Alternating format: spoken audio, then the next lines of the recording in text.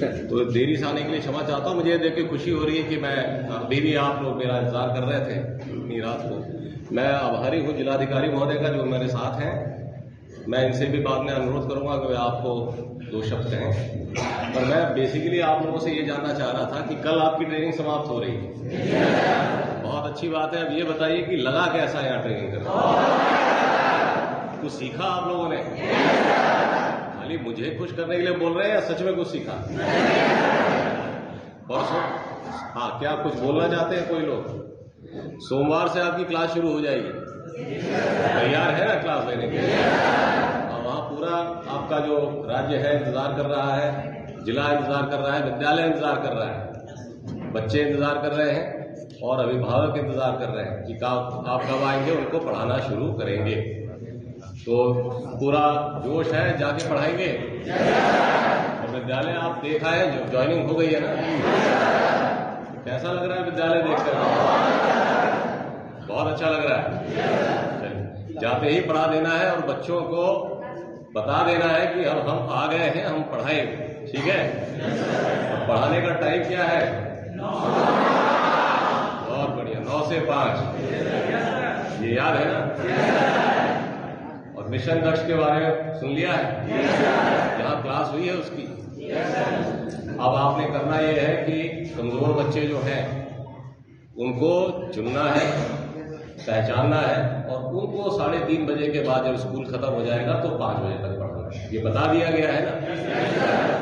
आएंगे उन्हीं बच्चों के लिए लाया गया है। आप जो अमीर हैं, जो संभ्रांत हैं, जो पढ़ सकते हैं, वो तो पढ़ ही रहे हैं। सरकार किनके लिए?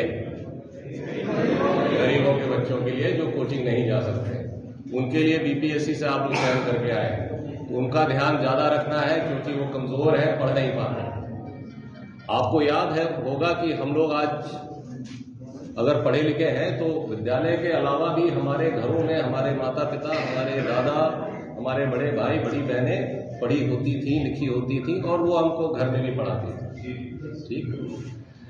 जो एक गरीब होता है, मजदूर का बच्चा होता है, तो वो अगर विद्यालय में नहीं पढ़ पाता है तो घर में उसका कोई ऐसा है नहीं जो उसको पढ़ा सके। तो वो आता है बड़ी उम्मीद से सरकारी विद्यालय। तो इसलिए उसकी उम्मीदों को हमने पानी नहीं फेरना है। उसने, मजदूर ने अपना काम कर दिया, अपना बच्चा विद्यालय में भेज के। हम लोगों ने अपना काम नहीं किया, उसको ठीक से पढ़ा। ठीक है? अगर आज मजदूर का बच्चा अनपढ़ है विद्यालय में जाने के बाद भी, तो उसमें उसकी गलती कम है, हम लोगों की कमजोरी ज्यादा है। ठीक है? खाली कह देना कि ये नालायक है, ये नहीं पढ़ सकता है, चलेगा, ये समस्या का समाधान नहीं। उसको समझाना, उसको पढ़ाना है, उसी को पढ़ाना है। बल्कि हर क्लास में आप देखेंगे कुछ बहुत तेज बच्चे होते हैं, कुछ एवरेज होते हैं और कुछ बहुत कमजोर होते हैं।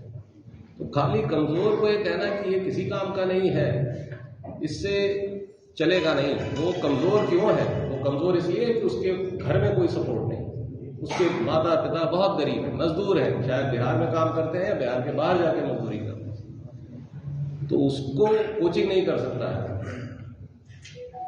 तो उसी को पढ़ाना है और इंटेलिजेंट बच्चों को भी पढ़ाना है, सबको पढ़ाना है, लेकिन जो कमजोर बच्चे उनको विशेष ध्यान देना। तो यही करने के लिए आपको यहां भी ट्रेनिंग दी जाती है। आपको यहाँ ये बताया जाता है, मुझे नहीं पता कि यहाँ प्राचार्य जो ट्रेनिंग के फैकल्टी है वो कैसे हैं, लेकिन आपके जोश को देख के लग रहा है कि उन्होंने काफी मेहनत की है आपको।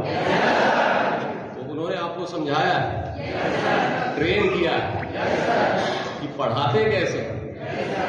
ठीक है? नॉलेज तो आपके पास है, ज्ञान आपके पास है, वो आप सिद्ध कर चुके हैं।